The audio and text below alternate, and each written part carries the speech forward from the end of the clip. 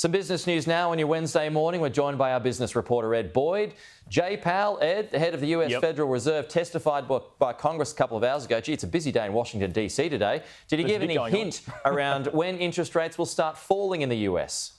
Well, not really overnight. It was kind of strange because previously in his commentary, he has talked quite a bit about how he's sort of thinking about September is the month the US Fed is trying to cut rates.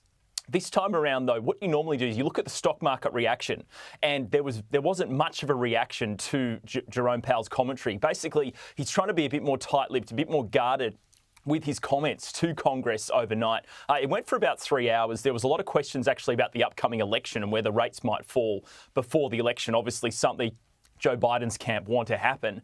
But really, Jerome Powell, the overarching message was, we're on the right path, we're heading there, inflation is slowly coming down, but we're not ready to commit yet to just saying outright the rates are going to come down in September. So there's still a chance rates are probably going to come down in September, but Jerome Powell in his messaging last night was a little bit different to previous times where he's been a lot more forceful saying rates are going to start to fall. He didn't really say that last night, so there wasn't much of a market reaction. So it's a little bit different. All right. And Ed, later on today, the Reserve Bank of New Zealand will announce its cash rate decision. Rates expected to remain on hold again? Yeah, look, they last lifted the cash rate in 2023, May 2023. Rates have been on hold at 5.5% in New Zealand. They pushed the economy there into a recession.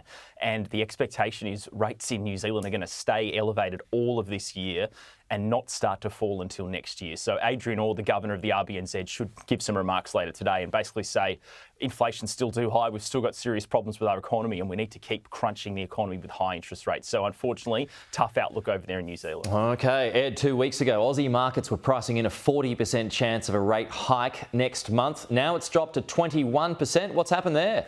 Yeah, look, it seems to be starting to fall slowly each day, and I think really what it was a big overreaction from the market to that initial monthly CPI number that we got a couple of weeks ago, where inflation was a bit higher than expected. But remember, the CPI number on a monthly basis doesn't measure everything across the price of all the items of goods you buy in your basket. So we're going to get the quarterly number at the end of this month. That's going to give the RBA a bigger steer. But yeah, it was 40% chance. Now it's down to about 21%. Could fall even further. I think the market got a little bit overheated. People got a bit too worried. Now we're starting to see the reality. Things are actually going okay here. We might still see rates fall in the first quarter next year. We might not see an interest rate hike, which is what no one wants to see. OK, no, definitely not.